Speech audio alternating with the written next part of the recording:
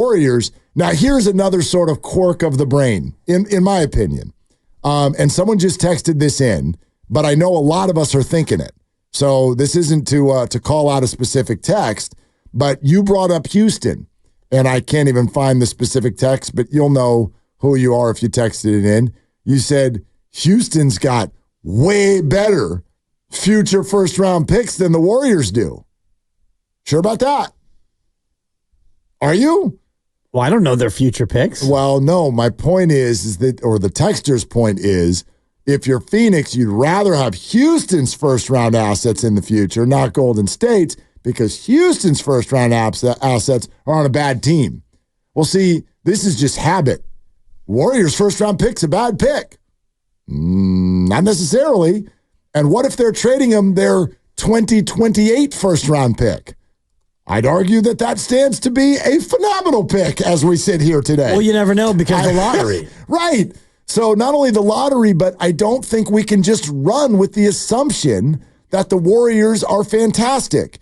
And if you're talking about near-term first-round picks, I'd argue wherever you send Kevin, the first-round pick gets worse because you just sent a really, really good player who's going to make that team better. So Houston was they were a sniff behind Golden State this year, just this year. And both of these teams ended up in the lottery. And the Warriors lost their pick, obviously, because it was only protected in the very, very top of the draft. So I like that, just something to throw out there. There's a habit 12 years running now, well, the Warriors pick is a bad pick. Well, not necessarily. If you're trading a future first right now for 2027, 2028, I don't think the NBA is like, well, we don't want to touch that because that's going to be the 28th pick in the draft. No, it might be the second. Might. Well, especially if you're going to look to get a pick in the post-Steph Curry era, because the thinking will be at some point the Warriors are going to have to come crashing back to earth, and maybe they already have, and we don't realize it yet because we're inside the market and we are the flagship station, but these picks already might become more lottery more often. They were in the lottery this year, for crying out loud. Yeah, I mean, that's exactly right. Now, why are we talking about this? Couple of things. First of all, we've arrived at minimum at Rumorville. Brian Geltzeiler of SiriusXM NBA Radio was on the station a couple of hours ago, and one of the first names he brought up was Kevin Durant. Our station, the whole market, talked a lot about it for a couple of weeks, right when Phoenix bowed out. Then it died down as the Suns did everything they could to throw water on the idea, but he brought it up as a name that he is hearing buzzing right now as potentially available. I know we've spent a few weeks as an NBA society just thinking, well, Jimmy Butler, Paul George, okay.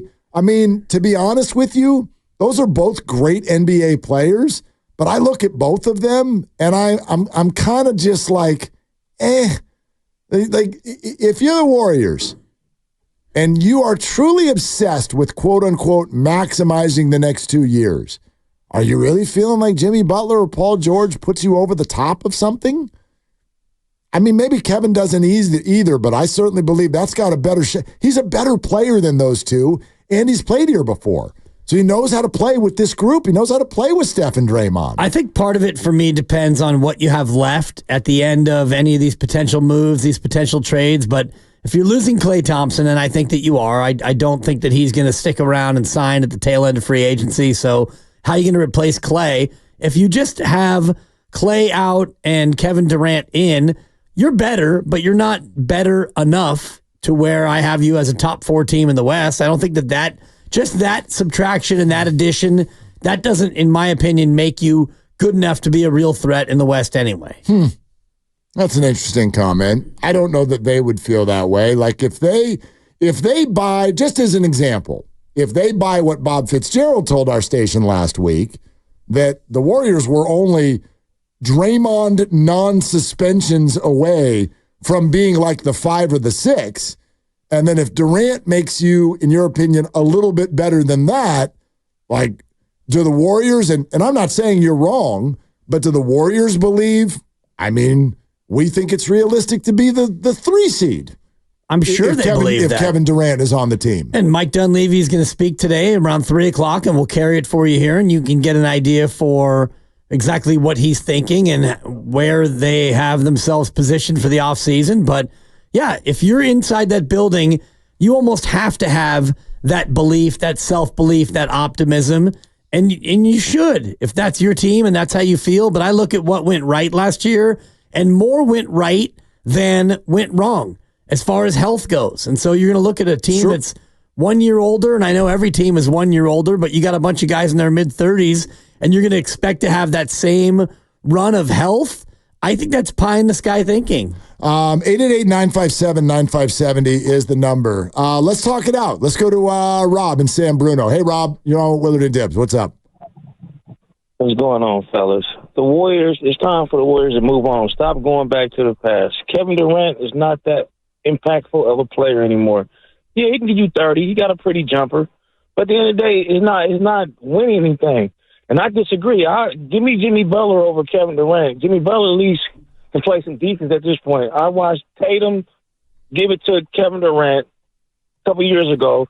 And then I watched Luka. I watched what's his name give it to him at the same time. I just don't believe Kevin Durant is not that type of player that's going to make the Warriors into this championship team. Definitely if you lose play.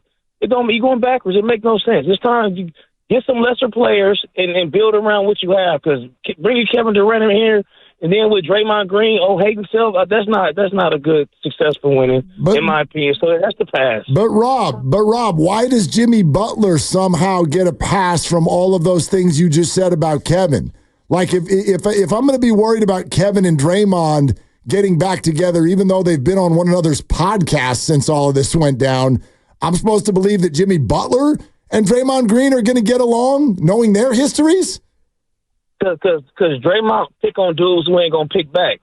Draymond not going to pick on Butler, because Butler going to pick back on him. So to me, Butler still got defense. He still got a mentality. Kevin Durant just can't guard. He can still score, but if you're scoring 30 and you're giving them 28, what are you really doing?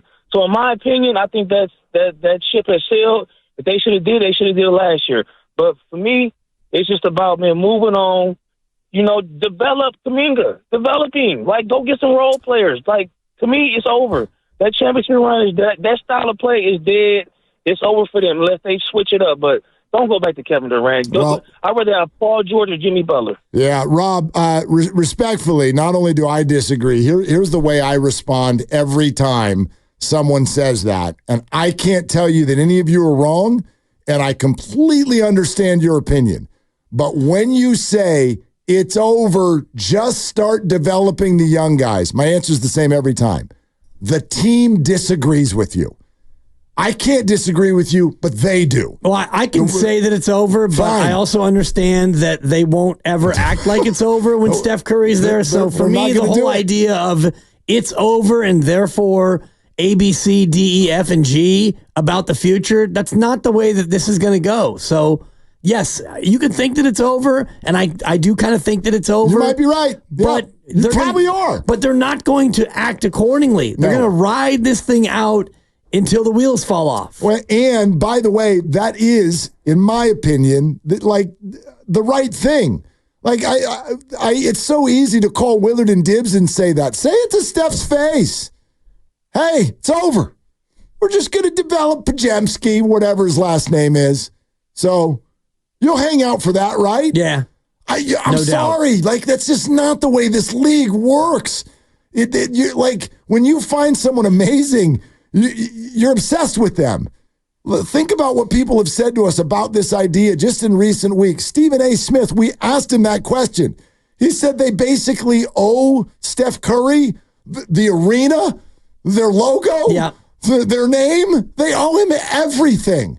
You're not going to look at that man and be like, so Kuminga's 22. We're going to feature him this year.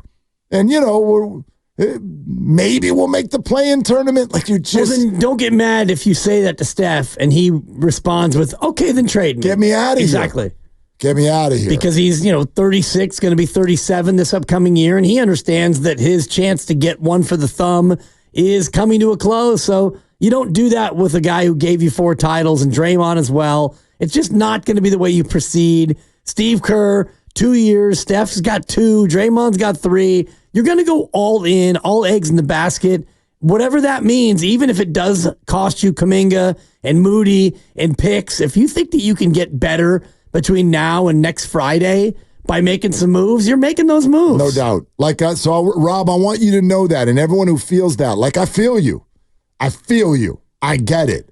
I think it's better odds that it's over as opposed to it's not over. And I will agree with you on that. But the team is not going to act that way. Right. And they just shouldn't. And I would argue this, by the way, if they were going to act that way, then yeah, give a thank you contract to Klay. Dude, hang out. We're just sitting here developing people. Who the hell cares? Here's 2 years, here's 3 years, and $60 million. We don't give a rip. Yeah. We're just here for Jonathan Kuminga's development. And we're just going to ride out, and we're going to start building statues actually right now while you guys are still out there playing. It'll be easier to get a likeness of you if you're here in the building with us. So that's the way, I get it. I get it. The team is just not going to act that way because Steph Curry means too much. So, and also I think the business side of it means too much. Totally. So if you did go that route and you were 30 and 52, then fewer people are showing up and spending money and all the rest of it. So it becomes a losing proposition anyway. Yeah, fair point. Thomas in the city is next up. Hey, Thomas, what's going on? Hey, what's up, man? How you doing? Good. Yeah, man. I was just reaching in, man, on the Klay Thompson issue, man. I think they should get rid of him, man. He ain't the old Klay that he used to be. Especially coming off that knee injury and some surgeries and everything. And he might get traded. And for the Kevin Durant situation, I don't think that they should pick him back up because ain't no point in team hopping like that, man. Why not? I mean, you just won a championship and you go off otherwise, and if a couple of years go by, you want to come back home. I mean, I don't think it'd be a good look for him, but it's not just a good look for KD, though. But the Warriors, I think they need some help. They're too small over there. Yeah, well, I mean, Kevin Durant would actually help with that. Thomas, I get what you're saying. First of all, I think you're going to get your wish as far as Klay Thompson is concerned. But beyond that, the whole, I actually think that this is one piece the Warriors, if there were a conversation with Kevin, this is something they could pitch to him. I know you don't agree with me on this. I think the whole team hopping thing is now yesterday's news. First of all, it happens so much. Honestly, go ahead, spit them all out. Where's James Harden been in his career? I mean, can you even keep track anymore? Yeah, Brooklyn and Houston and the Clippers and OKC. Philly, and I mean, it's just all Philly, right. See, they just sneak him in there. You're sneaky Philly guys, stuff. Every June, he's somewhere else. So, you could name a player, and I probably would go 80% on the majority of these guys. I think you I'd would, probably miss a team, but not Hundo, right? Yeah, and so Westbrook, I'd probably miss a team in there. That's where we are with Kevin. It's not the same. It's not like I'm leaving OKC that drafted me and my brother Russ, and I'm team hopping to cherry pick a championship. This is now how many years later, and injuries, and Brooklyn, and Phoenix, and Kyrie, and COVID, and Bradley Beal, and my God, it's just not the same anymore. So I really think that issue, to me, feels muted at this point in his career. I think it feels muted if he goes anywhere else other than here. When he goes back here, it is Kevin's coming crawling back. Kevin's crawling back to the Warriors. You think? Because the only place that he can win, he needs to go nestle up to Steph's bosom in order to maybe sniff a title again. Even if it's a trade. Absolutely. At age 36. Because a trade is not a trade. A trade is Kevin Durant saying, yeah, I'll go there. You're not trading him against his will. The only reason why. They certainly can. They can, but they won't. Why? Because he won't show up. Oh, of course he would. But if you trade Kevin Durant to the Washington Wizards, you think he's going to go don the red, white, and blue and go out there and be a Wizard? Yes, for $51 million. Right. I love it. Remember Dame Lillard? These players have more power than that. You send me to Miami or I ain't showing up. Yes, you are. Of course you are. The only way Milwaukee's a good team. But You didn't send him to Charlotte. the guy asked for South Beach and got Wisconsin. Same thing. Not the same thing. Close. I mean, still in America. yes, and they do have bars. Yeah. No, here's the only reason somebody can play that card. I'm not showing up if you trade me there. It's kind of like what Anthony Davis did to force his way to the Lakers.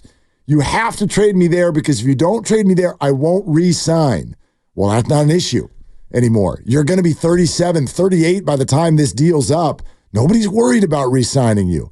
And that's, again, why I think the Warriors are such a good fit for Kevin Durant. Is there's very few teams out there that are like, we want you, we badly want you, we want you for 2 years.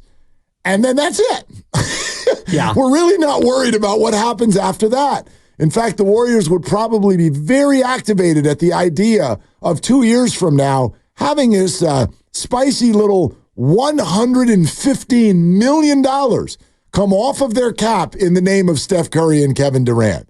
Then you can really see what Jonathan Kuminga's all about. Right. Are you a one or are you not? You're 28 and 54 is what you are. Probably, but there's a lot of time between now and then. I just think if you look at it from both, and I guess all three perspectives, Warriors' perspective, Kevin's perspective, Phoenix's perspective, dude, it checks a lot of boxes. I only see what you're saying from the Warriors' perspective because Kevin Durant is good and he plays well with Steph and Draymond. If you're Phoenix, you're not looking to help the Golden State Warriors by trading Kevin Durant back to them. And if you're Kevin Durant, if I'm Kevin Durant, I don't want to be seen as crawling back to Golden State, the only place where I've really been able to win.